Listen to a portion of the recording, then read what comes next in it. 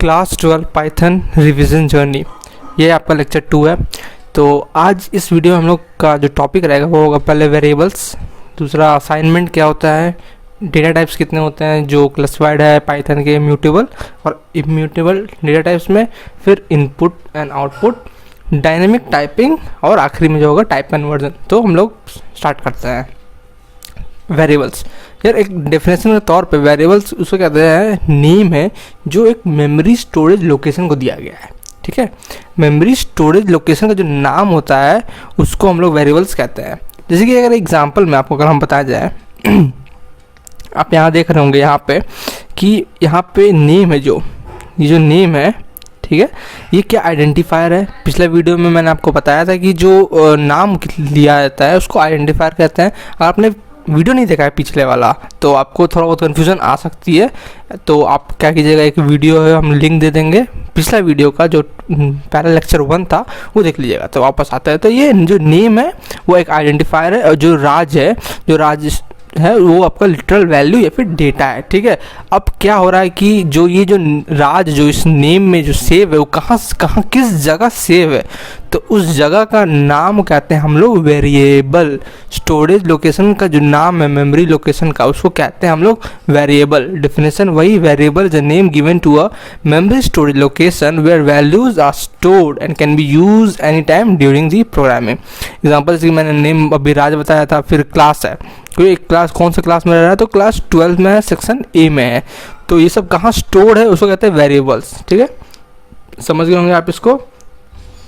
अब हम लोग नेक्स्ट चीज़ बात करते हैं, कुछ टर्म्स जो आपको जानना चाहिए जब आप पाइथन सीख रहे हैं, तो उसमें कुछ टर्म्स होता है आपको जानना चाहिए। तो पहला टर्म्स आ जाएगा उसका आपका कमेंट। कैसे हम लोग कमेंट करते हैं, जैसे कि कभी कभी हम लोग को यूज़ करना पड़ता है कि यार कमेंट करना या फिर कुछ लिखना, कुछ भूल गए या फिर हमको बाद में लिखना है, उस चीज़ को ऐड करना है, या फिर किसी चीज़ को स्पेसिफाई समझाने के लिए हम लोग यूज़ करते हैं कमेंटिंग। ठीक है, तो याद है कि it is use by the programmer, it is use by the programmer, ठीक है, and is ignored by the compiler. जैसे मैंने आपको बताया ये तो कंपाइल नहीं होगा, ये कोई कोड है नहीं, तो it is use by the programmer and is ignored by the compiler. तो एग्जांपल आप देख सकते हैं यहाँ पे कि लिखा मैंने this is my first comment, लेकिन जब ध्यान देखिए यहाँ पे जब भी कमेंट लिखना होता है तो आपको हैश सिंबल का यूज़ करना पड़ता है। यहाँ पे जो हैश है वो आपको यूज़ करना पड़ेगा before you want to write the comments. ठीक है, आपका कमेंट पहला हो गया। दूसरा असाइनमेंट, इसी में आता है आपका मल्टीपल असाइनमेंट, जो एक फीचर है पाइथन का। तो असाइनमेंट जैसे कि पिछला वीडियो में आपको बताया था कि कुछ टर्म्स आ चुके हैं, यहाँ पे एक असाइनमेंट भी है। तो असाइनमेंट क्या होता है कि कोई भी लिटरल वेरिएबल उसमें कोई डेटा असाइन करना, डेटा असाइन। तो असाइनमेंट एक ऑपरेटर होता है, जैसे कि यहाँ पे आप देख सकते हैं ऑपरेटर है इक्वल्स टू, तो ये आपका ऑपरेटर है।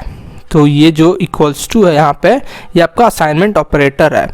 तो असाइनमेंट क्या होता है, कोई भी वैल्यू को हम लोग डेटा को ऐड कर रहे हैं कहीं वेरिएबल में, आइडेंटिफायर किसी चीज़ में, तो उसको कहते हैं हम लोग असाइनमेंट, असाइनिंग दी वैल्यूज़। तो a इज इक्वल टू 10, इसका क्या मतलब कि a में 10 का जो वैल्यू है वो स्टोर है। हमेशा असाइनमेंट राइट से लेफ्ट होता है, राइट से लेफ्ट, याद रखिएगा। यहाँ जो भी वैल्यूज़ होगा यहाँ पे वो हमेशा लेफ्ट में स्टोर होगा। ठीक है, अब पाइथन आपको मल्टीपल असाइनमेंट का फीचर देता है। इसका क्या मतलब क्या होता है, जैसे कि अगर हम लोग चाहे तो कोई एक वैल्यू को 3 से 4 5 कितने वेरिएबल्स हो वो एक साथ सेव कर सकते। मान लीजिए कि मेरा x का वैल्यू भी 10 है, y का वैल्यू भी 10 है, z का वैल्यू भी 10 है, तो आप उसमें एक क्या कर सकते हैं कि आप x is equal to y is equal to z is equal to 10, तो एक वैल्यू तीनों वेरिएबल में यूज हो गया, तीनों के लिए एक ही चीज़ हो गया। अब एक और हो सकता है, जैसे कि आप मान लीजिए एक ही लाइन में अब लिखना होगा कि अलग अलग वैल्यूज़ है हर एक के, लेकिन एक ही लाइन में आप लिख सकते हैं। कैसे, x comma y comma z, और उसमें इक्वल टू डाल के 10 20 30 लिख दिए।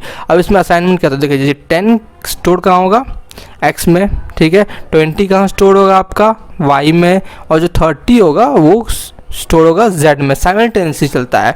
तो ये आपका दो तरह के वे होता है, सेम वैल्यू को मल्टीपल वेरिएबल में या फिर मल्टीपल वैल्यू को मल्टीपल वेरिएबल में सेव कर सकते हैं एक ही स्टेटमेंट में। ये आपका मल्टीपल असाइनमेंट हो गया। अब हम लोग आगे बढ़ते हैं, हम लोग टॉपिक डेटा टाइप्स। यार एक classified version of data types यही होते हैं, ठीक है। मतलब कहीं भी जाइए, कोई भी चीज़ पढ़िए, C++, जावा, आप कुछ भी पढ़िए, लेकिन डेटा टाइप्स यही होते हैं। तो पहला क्या आता है आपका न्यूमेरिक, अब जैसे आप देख रहे हैं न्यूमेरिक लिखा है मैंने यहाँ पे।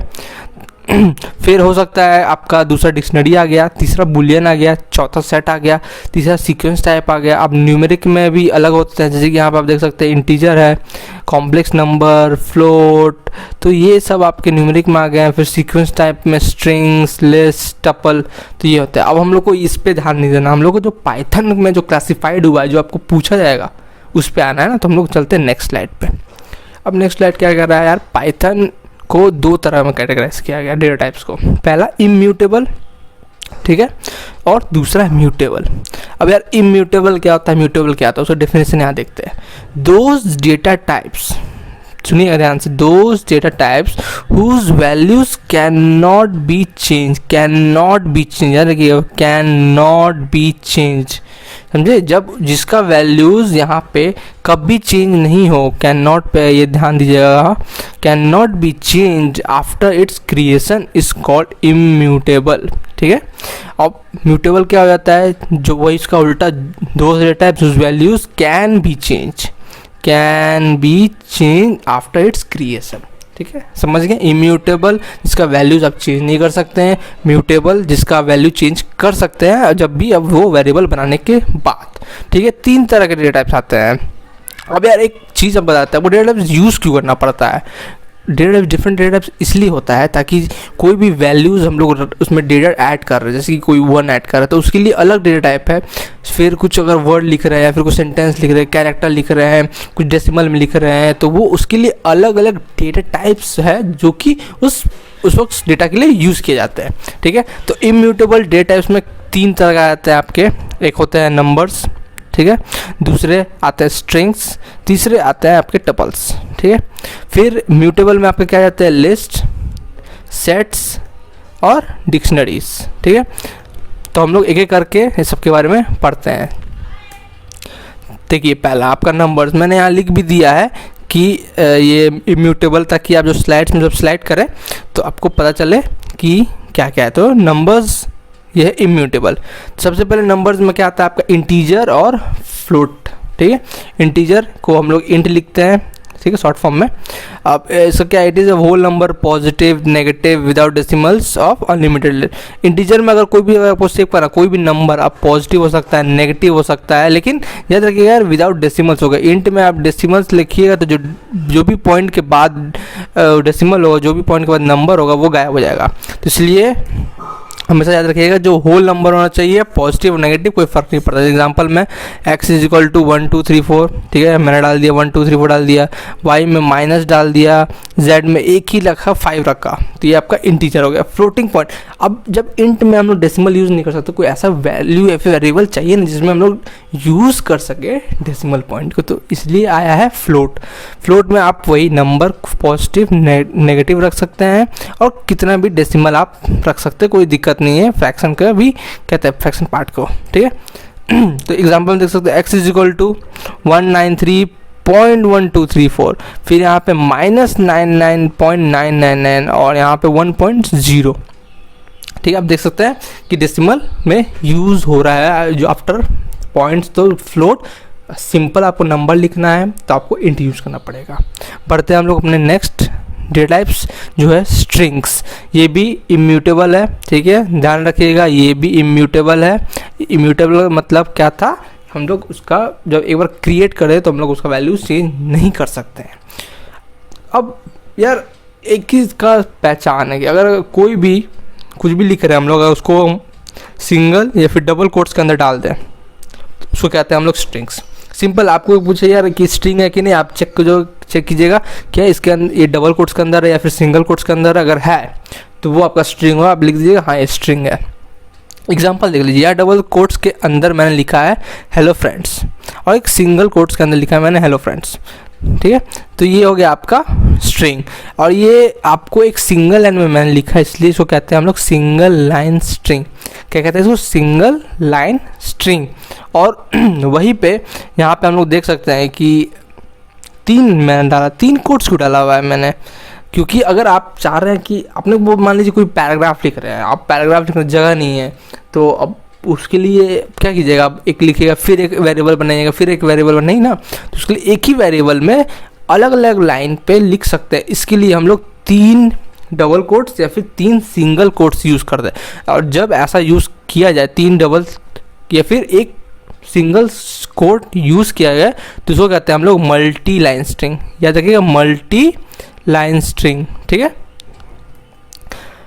आपका स्ट्रिंग्स यहाँ पे ख़त्म हो गया। हम लोग बढ़ते हैं अब आगे के, जो कि टपल्स। यार टपल्स, आपको टपल्स बता रहे हैं। टपल्स क्या होता है जी, आप इसमें इंटीजर भी रख सकते हैं, फ्लोट भी रख सकते हैं, मतलब data type, numeric data types और स्ट्रिंग डेटा टाइप इसमें स्टोर कर सकते हैं। Tuples are created by adding multiple values in a single variable. एक ही सिंगल वेरिएबल में आप कुछ भी डाल सकते हैं। ठीक है, और इसका पहचान कैसा होता है ना, स्मॉल राउंड ब्रैकेट में। याद रखिए, स्मॉल राउंड ब्रैकेट में अगर रहे तो उसको कहते हैं हम लोग टपल। देखिए एग्जांपल मैं आपको दिखा देता हूँ कि माई टपल 1 मैंने पहला कोई बनाया जिसमें एक मैंने स्मॉल ब्रैकेट के अंदर ये रखा है 1 2 3 4 5। ठीक है, 1 2 3 4 5। और दूसरे में मैंने लिख दिया है कि सन, ये क्या है, सन मून और अर्थ। यहाँ पे एक स्ट्रिंग है, डबल कोट्स के अंदर है तो एक स्ट्रिंग है, लेकिन इसको हम लोग एक ही साथ रख दिए, जो कि तो क्या बन गया, ये टपल बन गया। तो वही तीसरे में मैंने सब मिला दिया, मैंने स्ट्रिंग डाल दिया, मैंने फ्लोट डाल दिया, कुछ एक नंबर डाल दिया, तो ये हो गया आपका टपल्स। अब यहाँ पे नोट पे क्या लिखा है मैंने उस पर देख लेते हैं। Tuples are ordered. अब यार ऑर्डर्ड का मतलब क्या होता है? यार ऑर्डर का मतलब आप जो भी एलिमेंट को स्पेसिफाई करते हैं एक ऑर्डर में। मैंने डाला पहले मैंने डाला यहाँ पे, पहले मैंने यहाँ पे सन डाला, ठीक है, फिर मैंने मून डाला, फिर अर्थ डाला, तो उसके जो भी वेरिएबल के लाइफ टाइम तक वो ऑर्डर रहेगा। फर्स्ट प्लेस पे सन, सेकंड प्लेस पे मून और थर्ड प्लेस पे अर्थ ही रहेगा, कभी ये इंटरचेंज नहीं हो सकता है। याद रखिएगा, टपल्स आर ऑर्डर्ड। ठीक है, अगर पूछे कि what do you mean by that tuples are ordered, तो बता दीजिए अगर जब भी मैंने बनाया कोई एलिमेंट को डाला है किसी टपल में, वेरिएबल में, तो वो उसी ऑर्डर में रहेगा।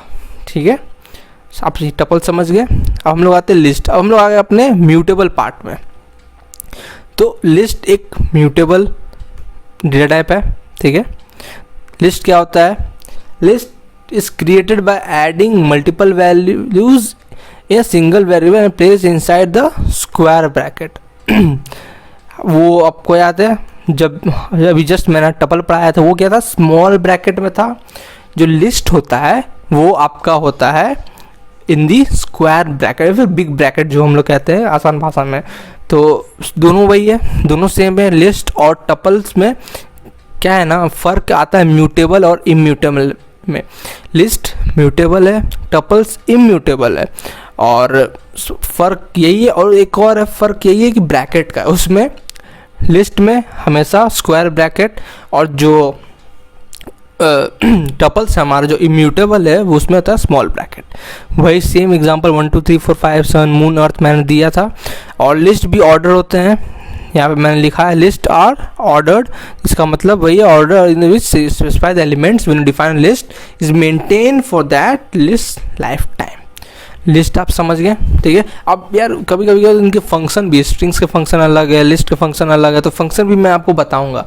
तो हमारी नेक्स्ट वीडियो इफ एल्स है फिर फॉर लूप होगी, तो मैं आपको इसके बारे में भी बताऊंगा, फंक्शंस एक अलग स्पेसिफिक वीडियो में। ठीक है, ताकि आप उसको समझ के कुछ भी अगर आपका give the output the following में आप लिख सकें। हम आगे बढ़ते हैं। हम लोग का जो है डिक्शनरी, यही सब आपको पढ़ना है। ये जो मैं आपको बता रहा हूँ उससे बाहर कहीं नहीं आने वाला है। आपसे कुछ नहीं पूछेगा इसके बाहर, आप यही चीज़ पूछेगा डिक्शनरी को डिफाइन करने का, या फिर पूछ सकता है कौन म्यूटेबल है कौन नहीं म्यूटेबल है, या फिर पूछ सकता है कि डिफरेंस बताओ, ये लिस्ट है कि ये टपल है। तो आप देख के बताइएगा कि हाँ स्मॉल ब्रैकेट तो टपल, बिग ब्रैकेट लिस्ट। ठीक है, डिक्शनरी देखते हैं। Dictionary are mutable. ठीक है, डिक्शनरी क्या है, म्यूटेबल है और अनऑर्डर्ड कलेक्शन है। यहाँ देखिए अनऑर्डर लिखा है मैंने यहाँ, अनऑर्डर, और वो सब क्या था, ऑर्डर्ड कलेक्शन। ठीक है, dictionaries are mutable, unordered collection with the elements in the form of key values. हमेशा डिक्शनरी में जो की वैल्यू पेयर होता है उसको डिक्शनरी को एक्सेस करने के लिए की वैल्यूज़ पेयर का होना ज़रूरी है। अब की है वैल्यू नहीं है तो वो डिक्शनरी नहीं कहलाएगा, वो डिक्शनरी नहीं रहेगा या फिर वो कंपाइल नहीं कर पाएगा ना यार, आपको समझ ही नहीं पाएगा कंप्यूटर क्या लिख दिया है, उसको डिक्शनरी बना रहे हो। तो उसका एग्जांपल मैं आपको बताता हूँ। मैंने D1 बनाया वेरिएबल, ठीक है, उसके अंदर मैंने लिखा ये 1 2 3 1 2 3 क्या है यहाँ पे कीज़ है। 1 में क्या स्टोर किया मैंने एप्पल, 2 में क्या स्टोर किया है बॉल, 3 में क्या स्टोर किया है कैट, और ये क्लोज कर दिया मैंने, ठीक है। हमें स्टार्ट जब भी बनाना है तो आपको ये कर्ली ब्रेसेस यूज होगा। देखिए dictionary enclosed with curly brackets और कर्ली ब्रेसेस, ठीक है। तो ये आपका D1 D2 में देखिए मैंने जैसे कि बना दिया नेम, तो यहाँ पे नेम क्या आपका कीज़ है, नेम एज और ब्रांड, ये आपका कीज़ है। और जो ये है राम, नाम नेम में राम है, एज में 18 है, ब्रांड में जो इन्फी पाठशाला है वो है आपका whole dictionaries, and Infy Pathshala 18 and Ram are the values of the dictionaries. ये आपका डिक्शनरीज आपका डेटा टाइप्स यहाँ पे समाप्त हो चुका है। आपका कितना आसान था ना, डेटा टाइप स्ट्रिंग्स पढ़ लिया आपने, नंबर्स पढ़ लिए, फिर टपल्स लिस्ट डिक्शनरीज पढ़ लिए, आपको यही सब आएंगे ही और उसके बाहर से कुछ नहीं आएगा। आपको बनाना पड़ेगा। मान लीजिए आपको कोई कहा कि एक डिक्शनरी बनाई है जिसमें आपको 1 में एप्पल होना चाहिए, 2 में बॉल, 3 में कैट, तो ऐसा होगा। तो ये आपका डिक्शनरीज होंगे और यही आपके क्वेश्चंस भी आएंगे ऐसे। हम लोग नेक्स्ट टॉपिक पर, जो हम लोग टर्म्स पढ़ रहे थे कुछ टर्म्स, तो हम लोग वापस उस टर्म्स पे आते हैं। तो अब हम लोग का टर्म्स है डायनेमिक टाइपिंग। अब ये डायनेमिक टाइपिंग क्या होता है, अब हम लोग को समझना होता है कि हम लोग को पहले डिफिनेशन देखते हैं। In Python we don't have to declare the type of variable, declare the type of variable while assigning a value to a variable. Other language like C, C++, Java, we have to declare the type of the variable before assigning the values into them. अब इसका क्या मतलब हुआ, मतलब Python में जब भी हम लोग कुछ भी असाइन करते हैं, जो मैंने बताया असाइन करते हैं वैल्यूज़, तो हम लोग को बताना नहीं पड़ेगा कि यार ये लिस्ट है, स्ट्रिंग है, या फिर जो ये कौन सा डेटा टाइप का, ये वेरिएबल कौन सा डेटा टाइप का हो। जैसे A12, इसका मतलब क्या है, ये एक इंट है, ठीक है। तो हम बताएंगे नहीं कि यार ये इंट है टाइप का है तभी आपको देखिएगा, तो हम लोग ऐसा कोई सीन नहीं है। बी में बी क्या है आपका देख सकते हैं डबल कोट्स के अंदर, मतलब स्ट्रिंग है, तो ये पाइथन में कोई बताने की ज़रूरत नहीं है। लेकिन अलग में जैसे C++ का मैंने एग्जांपल लिया, देखो मैंने क्या लिखा, इंट ए। तो मैंने पहले बताया कंप्यूटर को कि जो ए है वो इंटीजर टाइप का डेटा टाइप है जिसमें 12 नंबर, जो नंबर 12 वो स्टोर है। तो इस unlike the other languages, Python has these features, and we don't have to give the type of the data types, but we can directly write the values variables and we can work on the simple सा, कोई दिक्कत नहीं है, simple work करने का ही चीज़ है। अब हम लोग का जो पांचवा है, जो इनपुट एंड जो सम टर्म्स में मैंने बात किया था, वो आपका इनपुट एंड आउटपुट। अब हम लोग जब भी होता है कभी कुछ इनपुट लेना पड़ेगा, फिर आउटपुट मांगना पड़ेगा, यार इसका आउटपुट क्या है, कैसे पता चलेगा कि इसका आंसर क्या है, फिर कैसे पता चलेगा कि हमको नंबर लेना है, तो वो कैसे होता है। तो input is taken by the user by using input function. यहाँ पर आप देख सकते हैं इनपुट और ब्रैकेट में जो भी आपको लिखना है तो हो गया वो फंक्शन, इनपुट फंक्शन। आउटपुट कैसे होता है, प्रिंट करके, प्रिंट लिखेंगे और दो ब्रैकेट में जो आपको प्रिंट कराना है वो लिखेंगे फंक्शन। एग्जांपल देखना, मैंने मान लीजिए नेम लिया है, ठीक है। नेम में अब मेरे को पूछना है आपसे कि आपका नेम क्या है, तो क्या लिखूँगा मैं, इनपुट लिखूँगा, आपको पूछ दूंगा एंटर योर नेम, तो इसमें नेम आ जाएगा और मैं उसमें आपका नेम वहाँ लिखाएगा कि एंटर योर नेम, फिर आप नाम डालिएगा, वो अलग हो जाएगा। फिर अगर प्रिंट कराना है कि यार मेरे को प्रिंट करना है और जो उसका नाम, जो आपने जो नाम दिया है वो, तो क्या लिखेंगे, है, जो आपने अगर नाम दिया है, मान लीजिए गोपाल दिया है, दास दिया है, तो वो आपका है गोपाल, वो आ जाएगा नाम। तो print function use for the output purpose, आपको आउटपुट दिखाएगा। नेम जो भी इनपुट लेना है, नेम हो, एज 18, जो भी आपका एज लेते हैं, जो भी सब आपका इनपुट फंक्शन से होगा, ठीक है। ये आपका हो गया। अब हम लोग आगे बढ़ते हैं, टाइप कन्वर्जन क्या होता है, ये आपका आखिरी टॉपिक है, ठीक है। तो टाइप कन्वर्जन यार एक पाइथन में फीचर है, तब ये हर जगह फीचर है टाइप कन्वर्जन में, आपको हर एक लैंग्वेज में मिल जाता है टाइप कन्वर्जन। इसका मतलब क्या होता है, it is a process of converting one data type into another data type.